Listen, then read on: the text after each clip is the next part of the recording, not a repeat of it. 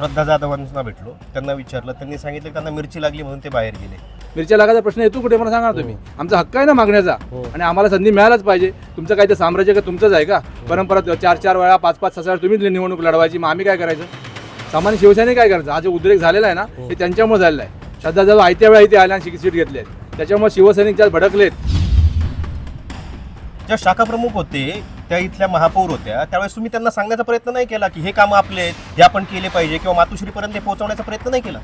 या सर्व गोष्टी मातोश्री पोहोचलेल्या आहेत. त्याचे जेवढे निरीक्षक आलेत ना मातोश्री पाठवले, त्या निरीक्षकाने आपले व्यथा त्यांच्या समोर आपल्या शिवसैनिकांनी आम्ही सगळ्या मांडलेल्या आहेत. इथले काय गोष्टी व्हायला पाहिजेत, काय नाही व्हायला, यांच्या विरोधामध्ये सर्व मातोश्रीवर गेलेला आहे, तरी सुद्धा त्याच्यावर एक ब्र काढला जात नाही. पुढे विधानसभा निवडणूक झाल्यानंतर आम्हाला जेव्हा बोलवलं होतं मतदान का कमी झालं, त्या उद्धव साहेबांना मी सांगितलं मतदान कमी व्हायचं कारण इकडचा रिडेव्हलपचा प्रश्न आहे.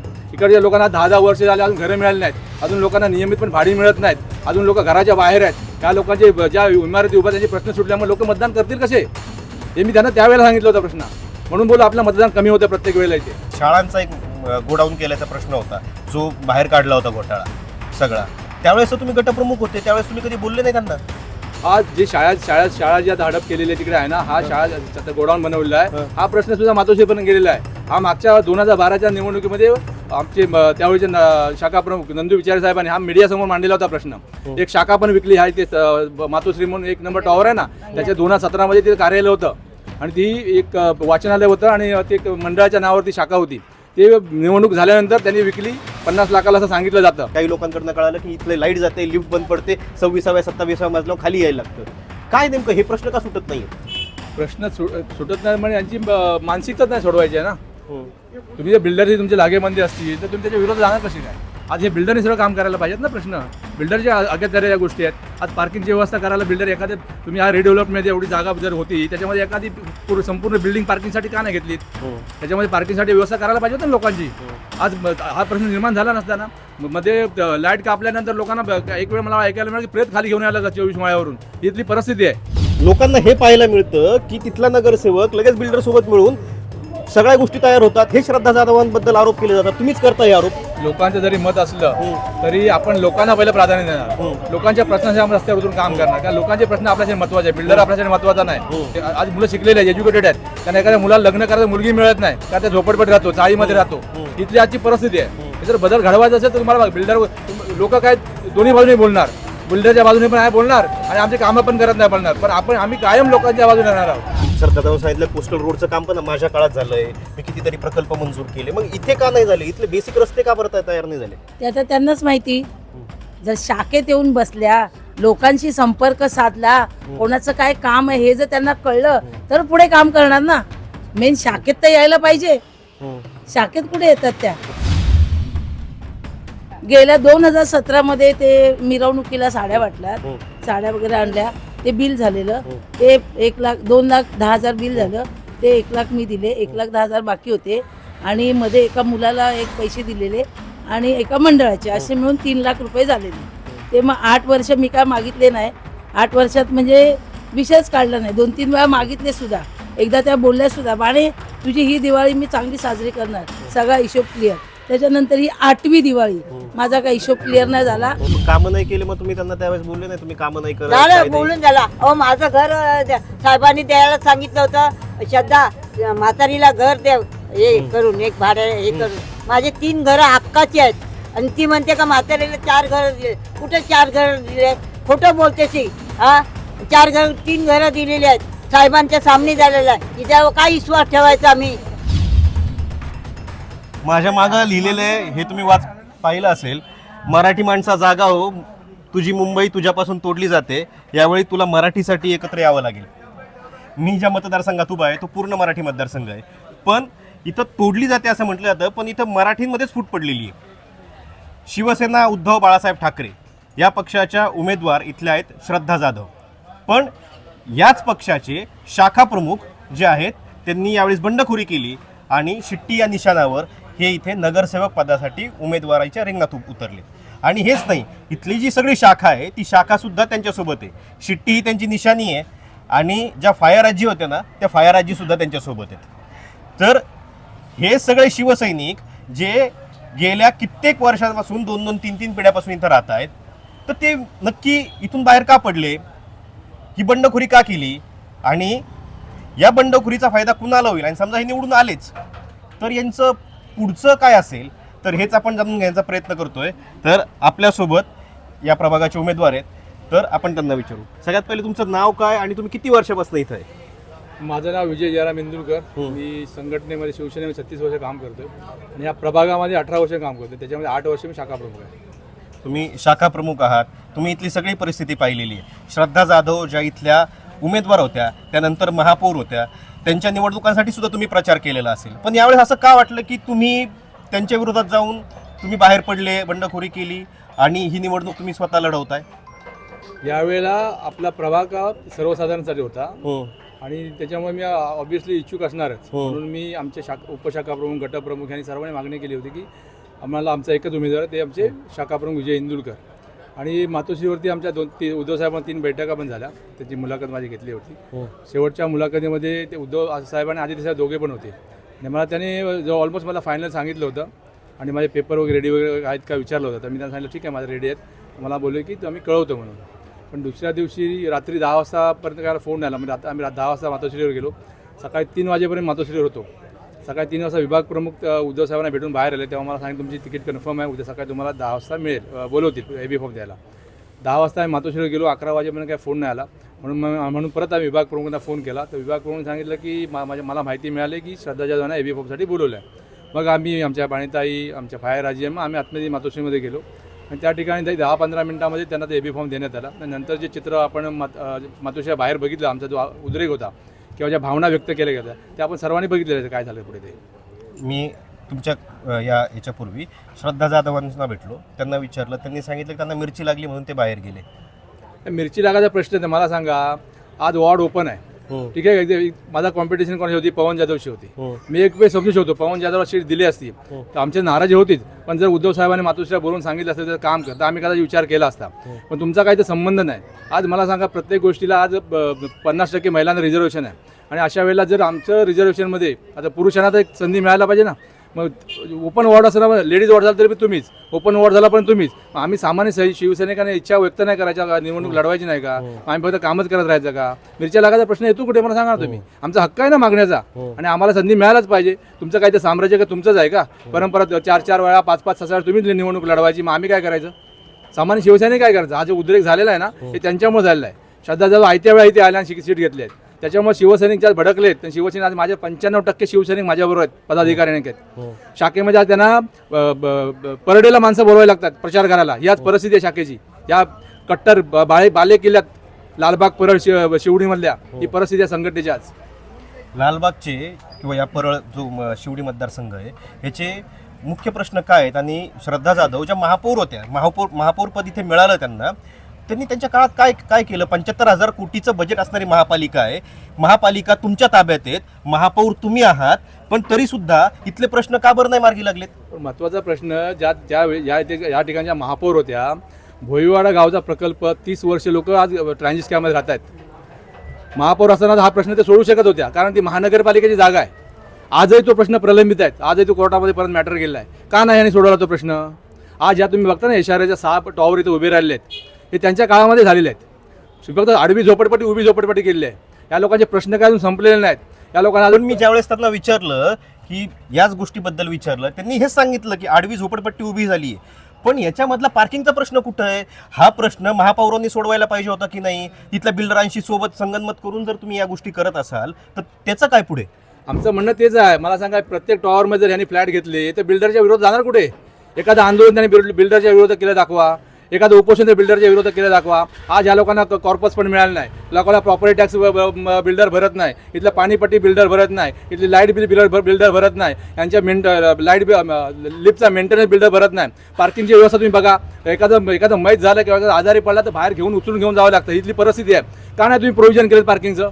तुम्ही महापौर होतात किंवा नगरसेवक आहेत ना तुम्ही, हे काम कोणाचं असतं मला सांगा? महानगरपालिका अप्रुव्हल देते ना, मग तिथं पार्किंगचं प्रोव्हिजन आतापर्यंत का नाही केलं तुम्ही? हीच परिस्थिती खापरी द्यायची आहे. आता 40 माळ टॉवर झाला, त्या खाली जाऊन तुम्ही बघा काय अवस्था आहे ती.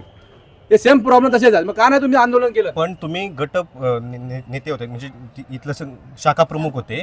ज्या शाखा प्रमुख होते त्या इथल्या महापौर होत्या, त्यावेळेस तुम्ही त्यांना सांगण्याचा प्रयत्न नाही केला की हे कामं आपले आहेत, हे आपण केले पाहिजे, किंवा मातोश्रीपर्यंत पोहोचवण्याचा प्रयत्न नाही केला? या सर्व गोष्टी मातोश्रीने पोहोचलेल्या आहेत. त्याचे जेवढे निरीक्षक आलेत ना मातोश्रीने पाठवले, हा. त्या निरीक्षकाने आपले व्यथा आणि त्यांच्या समोर आपल्या शिवसैनिकांनी आम्ही सगळ्या मांडलेल्या आहेत. इथले काय गोष्टी व्हायला पाहिजेत, काय नाही व्हायला, यांच्या विरोधामध्ये सरळ मातोश्रीवर गेलेला आहे. तरी सुद्धा त्याच्यावर एक ब्र काढला जात नाही. मी उद्धव साहेबांना सांगितलं, मला जेव्हा आम्ही शिवडी विधानसभा निवडणूक झाल्यानंतर आम्हाला जेव्हा बोलवलं होतं मतदान का कमी झालं, त्या उद्धव साहेबांना मी सांगितलं मतदान कमी व्हायचं कारण इकडचा रेडिओचा प्रश्न आहे. इकडच्या लोकांना 10-10 वर्ष झाले अजून घरं मिळाली नाहीत, अजून लोकांना नियमित पण भाडी मिळत नाहीत, अजून लोक घराच्या बाहेर आहेत. या लोकांचे ज्या इमारती उभ्या त्यांचे प्रश्न सुटल्यामुळे लोक मतदान करतील कसे, हे मी त्यांना त्यावेळेला सांगितलं होतं प्रश्न. म्हणून बोलू आपलं मतदान कमी होतं प्रत्येक वेळेला. इथे जवळपास इथं 47-48 हजार मतदारांचा मतदारसंघ आहे. शिवसेनेचे मतं पकडा तुम्ही 12 ते 15 हजार मतं पकडा. तर आता त्याच्यात पण 3 गट पडलेत. मनसेचा एक बंडखोर आहे, तुम्ही एक आहात, आणि श्रद्धा जाधव एक. आता इथं जर मराठी मतदारांची फूट पडली तर तुम्हाला वाटतं इथं त्याचा फायदा दुसऱ्या पक्षाला होणार नाही? नाही, दुसऱ्या पक्षाला होणार नाही. कारण मला वाटतं की श्रद्धा जाधव यांच्या माझ्यामध्येच फाईट होणार. आणि मला आत्मविश्वास आहे, कारण माझ्याबरोबर जनता आहे, माझ्याबरोबर शिवसैनिक आहेत, आणि शिवसैनिक मला निवडून देतील मला खात्री आहे. माझा एकच वीक पॉईंट आहे, माझ्याकडे जनता आहे, माझ्या शिवसैनिक, पण माझ्याकडे पैसा नाही. सर्व सोंग आणता येतं, पैसा सोंग आणता येत नाही. माझे कार्यकर्ते आज स्वतःच्या खर्चाने आपलं सगळं खर्च करतायत. कार्यकर्ते सांगितलं आम्हाला तुम्ही एकही पैसा देऊ, आम्ही उलट मला कार्यकर्ते, माझे हितचिंतक, माझे मित्रमंडळी, कोण 25 देतोय, कोण 50 देतोय, कोण 1 लाख रुपये देतो, असे पैसे आज माझ्याकडे जमा झालेले आहेत. आणि त्याच्यातून मी हा खर्च करतो. कारण निवडणूक लढव माझ्यासारख्या सामान्य माणसांना निवडणूक लढवं कठीण आहे. माझ्यासमोर धनाढ्य शक्ती आहेत, ज्यांची 46 करोडची त्यांची संपत्ती आता दाखवलेली आहे पेपरवरती. याच्यावर आणि किती आहे ते सगळ्या लोकांना इथल्या माहिती आहे. त्याच्यामुळं त्यांच्यासमोर पैशाच्या बाबतीत टिकणं हे माझं मी टिकूच शकत नाही. त्याच्यामध्ये फक्त मी कमी पडू शकतो, पण बाकी जनता माझ्याबरोबर आहे, कार्यकर्ते माझ्याबरोबर आहे, शिवसैनिक माझ्याबरोबर आहेत. हा माझा प्लस पॉईंट आहे. ते आता अजून एक गोष्ट, ते शाळांचा एक गोडाऊन केल्याचा प्रश्न होता, जो बाहेर काढला होता घोटाळा सगळा. त्यावेळेस तुम्ही गटप्रमुख होते, त्यावेळेस तुम्ही कधी बोलले नाही त्यांना? हा जे शाळा जी आता हडप केलेली आहे तिकडे आहे ना, हा शाळा गोडाऊन बनवलेला आहे. हा प्रश्न सुद्धा मातोश्रीपर्यंत गेलेला आहे. हा मागच्या 2012च्या निवडणुकीमध्ये आमचे त्यावेळेचे शाखा प्रमुख नंदू विचारे साहेबांनी हा मीडियासमोर मांडलेला होता प्रश्न. एक शाखा पण विकली आहे, ते मातोश्री म्हणून 1 नंबर टॉवर आहे ना, त्याच्या 2017 मध्ये ते कार्यालय होतं, आणि ती एक वाचनालय होतं, आणि ते एक मंडळाच्या नावावरती शाखा होती. ते निवडणूक झाल्यानंतर त्यांनी विकली 50 लाखाला असं सांगितलं जातं. ते पेपर वगैरे सगळे विचारे साहेबांकडे आहेत त्याची गोष्टीचे सगळे. त्याचा पण पाठपुरावा वरपर्यंत झालेला आहे, पण त्याचं पण काय पत्ता पण काय झालं नाही. पण मला आता सांगा, तुम्ही बंडखोरी केली, जसे एकनाथ शिंदे बाहेर पडले तसेच तुम्ही आता बाहेर पडले, असं इथं चित्र दिसतंय. जर तुम्ही निवडून आले समजा, तर पुढचं चित्र कुणाला पाठिंबा देणार, काय असणार तुमचं पुढचं? बघा, आम्ही आमची अन्यायाविरुद्ध लढतोय. आम्ही बाळासाहेबांनी काय सांगितलंय, अन्यायाविरुद्ध लढा. म्हणून आम्ही अन्यायाविरुद्ध, आम्ही कुठल्या पक्षात नाही गेलोय, कुठल्या दुसऱ्या पक्षात आम्ही प्रवेश नाही केला, आम्ही अपक्ष लढतोय. त्याच्यामुळं आम्हाला गद्दार म्हणून कोणी बोलू शकत नाही, कारण आम्ही खुद्दार आहोत. आम्ही आमच्या पक्षाच्या अपक्ष लढतोय. आणि उद्या निवडून आल्यानंतर मी सर्वांना सांगितलं, मी मातोश्रीमधून आम्ही रडत बाहेर पडलोय, पण आता आम्ही आनंदाचे अश्रू घेऊन आम्ही मातोश्री जाणार. मी सगळ्यांना सांगितलेले अगोदर. पण म्हणजे तुम्ही जरी निवडून आले तरी गुलाल मातोश्री उधळला जाणार, परत तुम्ही शिवसेनेतच जाणार. कारण कसं आहे, आमची बाळासाहेबांची नाळ जोडलेली आहे, बाळासाहेबांची आमची निष्ठा आहे. आम्ही बाळासाहेबांच्या निष्ठेपुढे आज आम्ही एवढे काम करतो. तुम्ही बघता फायर राजे असतील, बाणेते असतील, सगळे तुम्ही बघा ज्येष्ठ शिवसैनिक भरपूर आहेत माझ्याबरोबर. ते बघा सगळे हे सगळे बाळासाहेबांची निष्ठा असणारे लोक आहेत. एक संघटन शिवसेनेची नाळ जोडलेली लोक आहेत, ते आम्ही नाळ नाही तोडू शकत. जरी आमच्यावर अन्याय झाला, अन्यायाविरुद्ध आम्ही लढत असलो, तरी उद्या निवडून आल्यानंतर आम्ही परत मातोश्रीवर जाणार. मातोश्रीची दारं तुमच्यासाठी खुली असतील असं वाटतं त्यावेळेस? मला आत्मविश्वास आहे की मातोश्री दारं आमच्या खुली असणारच, 100% असतील. आजी, हे ज्यावेळेस घडलं सगळं त्यावेळेस तुम्ही पण होते? हो, मी बी होते. तुम्ही श्रद्धा जाधवांना कधीपासून ओळखता? इथल्या ज्या उमेदवार आहेत त्यांना कधीपासून ओळखता? त्यांना झाले तरी 10-12 वर्ष झाली. ती 10-12 वर्ष कामं केले? जास्ती झाली. कामं केले? कामं नाही केलेली तिने. कामं नाही केले, मग तुम्ही त्यांना त्यावेळेस बोलले नाही तुम्ही कामं नाही करत? झालं, बोलून झाला. माझं घर साहेबांनी द्यायला सांगितलं होतं, श्रद्धा म्हातारीला घर द्या, हे करून, एक भाड्या हे करून. माझे 3 घरं हक्काची आहेत, आणि ती म्हणते का म्हातारीला 4 घरं दिले. कुठे 4 घरं दिले? खोटं बोलतेसी. 3 घरं दिलेली आहेत, साहेबांच्या सामने झालेलं आहे. हिच्यावर काय विश्वास ठेवायचा आम्ही? अजून पण भाड्याने राहता? अजून भाड्याने जाते. आमची काय अजून बिल्डिंगचे काम केलेलंच नाही तिने. किती वर्ष झाले हे काम रखडलं? हे रखडलं आता झाले 10-12 वर्ष झाली रखडलेलं आहे काम. ते बी अजून पुरा झाला नाही. तिथं गोडवांचं सामान सगळं बिल्डरच्या ह्याच्यात आणून टाकलं नाही. बिल्डर काय करणार? गोडवांचं सामान आता तिकडे शाळेत नव्हतं, त्या आतमध्ये टाकलेलं. काय कामं केलं ते आज? आता मला एक सांगा, पार्किंगचा प्रश्न इथला खूप मोठा आहे. पार्किंगचं बऱ्याचदा मी पाहिलं, सगळ्या गाड्या लागलेल्या आहे सगळ्या रस्त्यावर. फायर ब्रिगेडची गाडी असेल घुसता येत नाही, ॲम्ब्युलन्स असेल घुसता येत नाही, कुणाला उद्या काही झालं तर आणता येत नाही. बऱ्याचदा मी काही लोकांकडनं कळालं की इथले लाईट जाते, लिफ्ट बंद पडते, 26व्या 27व्या मजल्यावर खाली यायला लागतं. काय नेमकं हे प्रश्न का सुटत नाही आहेत? प्रश्न सुटत नाही म्हणजे यांची मानसिकताच नाही सोडवायची आहे ना. तुम्ही जे बिल्डरची तुमचे लागेबंदी असतील तर तुम्ही त्याच्या विरोधात जाणार कसे काय?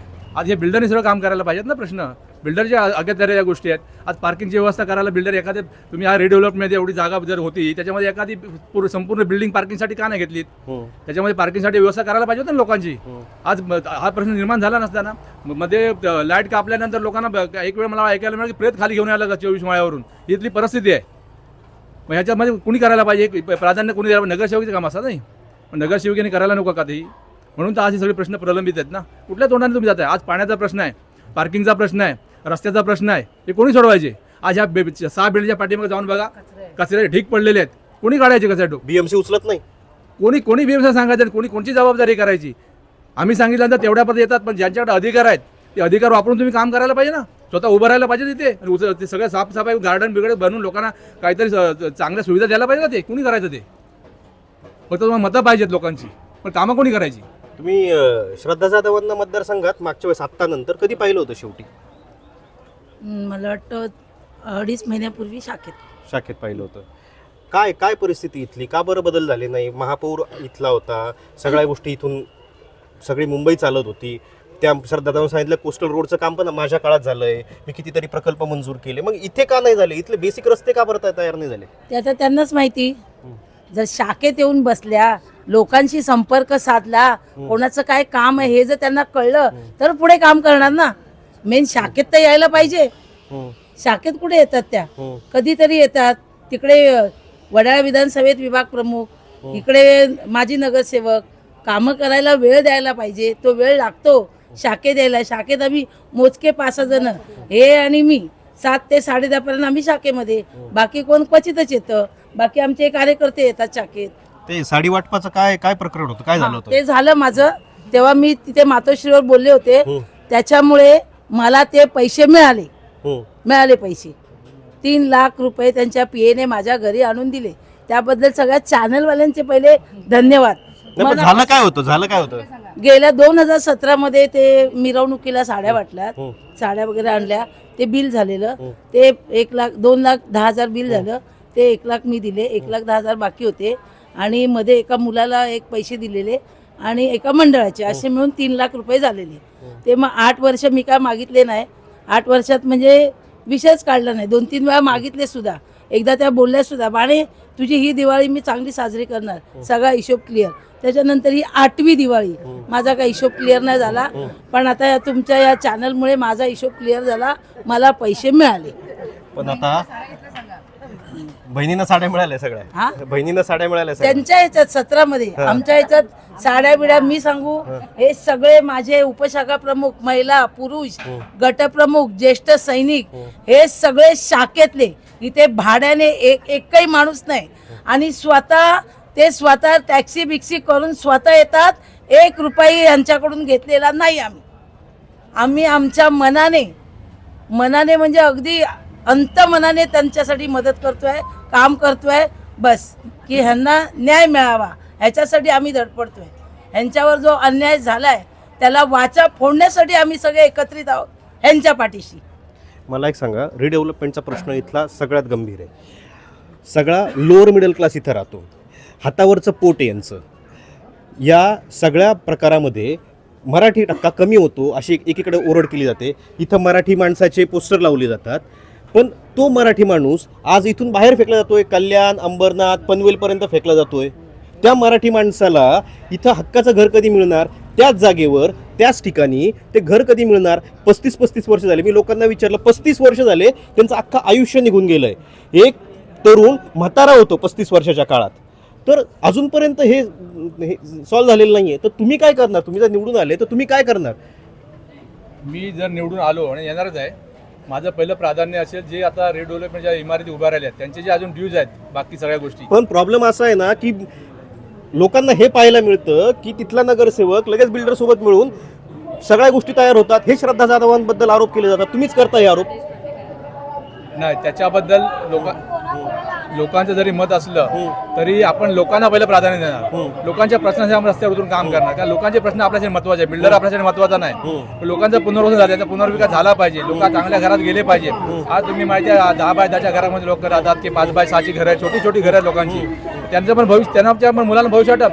आज जर एखाद्या मुलाचं आज मुलं शिकलेले आहेत एज्युकेटेड आहेत त्यांना एखाद्या मुलाला लग्न करायला मुलगी मिळत नाही कारण त्या झोपडपट राहतो चाळीमध्ये राहतो. इथली आजची परिस्थिती आहे. हे जर बदल घडवायचा असेल तर तुम्हाला बिल्डर लोक काय दोन्ही बाजूने बोलणार. बिल्डरच्या बाजूने पण आहे बोलणार आणि आमचे कामं पण करत नाही बोलणार. पण आम्ही कायम लोकांच्या बाजूने राहणार आहोत आणि लोकांच्या प्रश्नांना प्राधान्य देऊन लोकांचे प्रश्न कसे सुटतील लोकांना चांगलं घर कसं मिळेल हे बघितलं जाणार आहे. तर हे होते शिवसेनेतून बंडखोरीवरून बाहेर पडलेले उमेदवार इंडलकर आणि त्यांचं एकच म्हणणं होतं की गुलाल मात्र मातेच्या दयाचा. हा आवाज तुम्ही पाहू शकता. एक रॅली समोरून चालली आहे ते श्रद्धा जाधवांची रॅली चालली समोरून आणि इकडे शिट्ट्या वाजतायत. तर ही परिस्थिती आहे शिवडी मतदारसंघात. शिवडी मतदारसंघात तुम्ही हे पाहू शकता